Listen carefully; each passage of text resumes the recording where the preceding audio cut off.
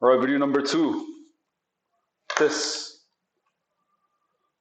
before I go anywhere, uh, any advice on how to organize a to-do list? Because let me read the to-do list I have started doing for today. Because there's a big difference between schedule and to-do list. And for me, anytime I make a schedule, if it becomes repetitive or if it starts taking chunks of the day, then I kind of lose the actual activity that I'm doing. So there's a fixed part of the day with me, and then there's a part that's kind of like flexible. But Tao of React, contribute to open source, domain driven design, SEO. These are all articles, and there are like 7, 8 of them, basically. And that's how I'm deciding. What I do is I find something I'm interested in, I create a tab online, and then I write it. So I don't actually go like a week before without doing it, because every once in a while I get very frustrated with all the tabs, and they become overwhelming because I want to read, I want to do this, I want to do this. But at the very least, with this, I could actually like it worked today.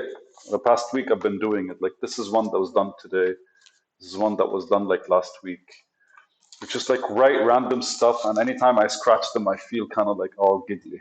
But anyways, it's funny this video came today, and just to prove you guys like coincidences don't really exist. This has been the last couple of weeks. Now look, everything is scratched, right? Why? Because everything is done. And then leading to today. This is where we are today. Oops, sorry. People who are open about their mood, are they really handling things, or are they just letting their emotions deplete themselves? Recently, I've been interacting a lot with people, and whoever started this channel with me 300 episodes ago, 350 now, I think, 348.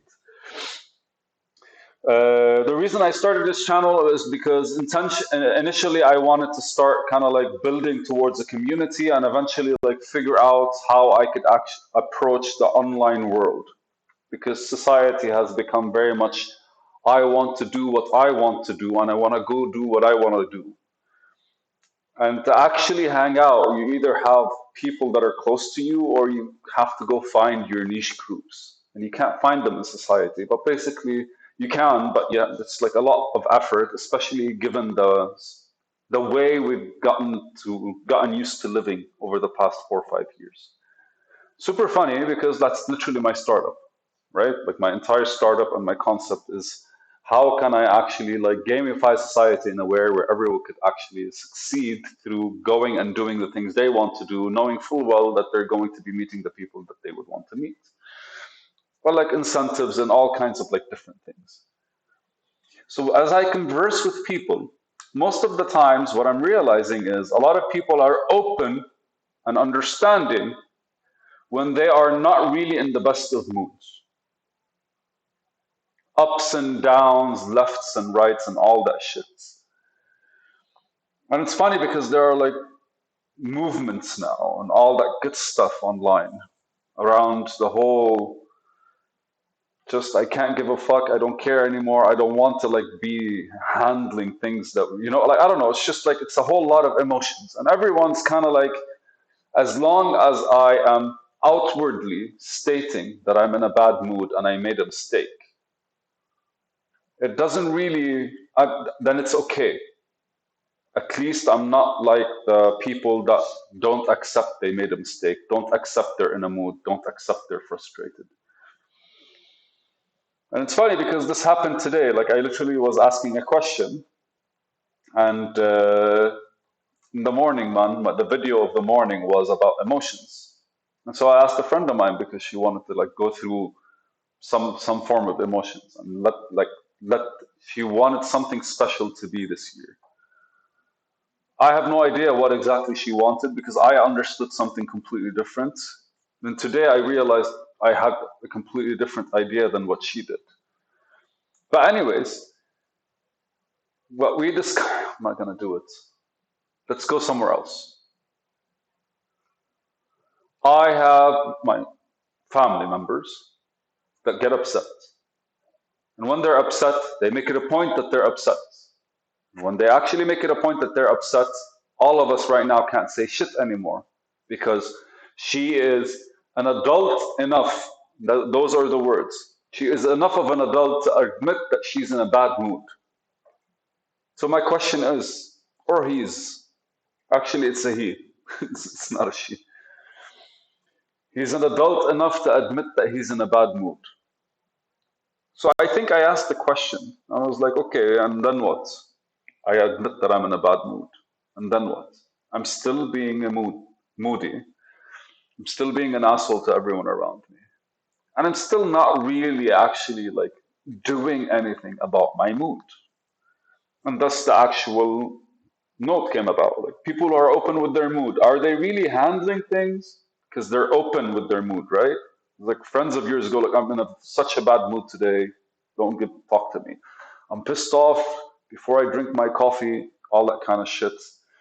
Hey man, I just want to be sitting here and quiet and be, I don't know. I feel like I'm remembering situations where I was the fucking guy in the bad mood.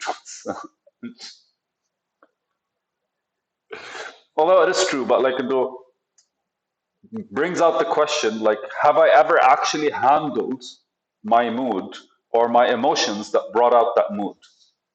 No. And now I see them a lot. So like I ask this question, are we handling them or are we just waiting? Because the source of why you got into a bad mood is a lot more major than just the feelings and emotions at the moment. And most of the people are okay with like allowing that time kind of like pass easily and evenly. And I don't know if it's a learning experience if you're just allowing that to happen. It's not about efficiency and effectiveness anymore. It kind of becomes like one of those personal statements. Like Lebanese people, we have a statement where we keep telling everyone like we're resilient. Suddenly it became an act of bravery for us to get shot. It became an act of bravery for us to get beaten because we want to show the world that we can stand up again. And it's not really about fighting, it's about people chasing after that thrill now. It becomes our identity. And effectively, like when somebody's declaring I'm in a bad mood, what he's doing is he's relieving himself from his or herself from that responsibility. And a question to be asked was like, how do you deal with this responsibility? Well, effectively, man, you actually admit that you're not really in a bad mood, that you allowed the bad mood to get to you. You allowed your feelings to create that mood. I think that's what we need to admit, because we allowed something to contribute to the mood that everyone's discussing right now, or that I am making it clear to everyone. Because if I'm going to be an asshole the next 20 minutes, it's okay because I'm in a bad mood. It's not fucking okay, bro. Jimmy Carr says that beautifully. He says, I don't know if you guys know Jimmy Carr, the comedian. He goes like, in an interview of his, he's like, the first day you're like sad, you're depressed. We meet again, you're still upset, you have bad feelings, you're acting dicky. We're there for you. The second day, you're acting like iffy, you have issues, you're in a bad mood, coming and going. We're there for you. The third day, we're there for you. The fourth day, you're just an us. Like it's definitely like okay for you to not be feeling well. But to be acting like a dick because you're not feeling well, really? How many apologies would anyone accept before they're like, hey man, if it's a true apology as well, how can we actually like, because effectively the way I see it is if you allow something to happen in front of you, as Dostoevsky said it, we're not only responsible for our own actions, we're responsible for everyone's actions. If you allow yourself to do something, it's on you. But if you allow somebody else to do something in your presence, it's also on you. You have a share in that responsibility. And so in a way, every single time we actually like are allowing our bad mood to take over, that's when we're at kind of like an issue. You could be an asshole if that's what you want to be. At least assholes don't feel sorry for themselves, right? Actually, at least assholes Assholes are the only ones that feel sorry for themselves. I think Murakami said that. Like, don't feel sorry for yourself. Only assholes do that. And I think that's basically what being in a bad mood and not taking responsibility kind of like makes you come out. Because ultimately you're feeling sorry for yourself for being in a bad mood. So you want everyone to kind of like feel sorry for you as well because you're in a bad mood. Effectively kind of like coming out looking like that kind of guy.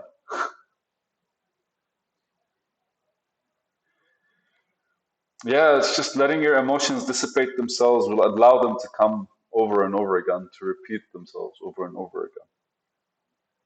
Just because you're honest about being in a bad mood doesn't really change the fact that you're still acting exactly like every other guy who's not honest about it.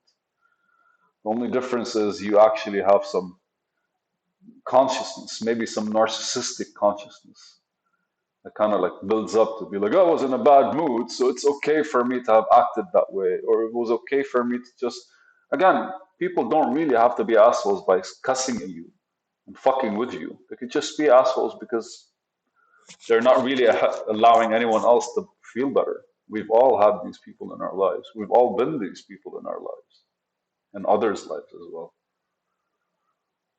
It's just not really,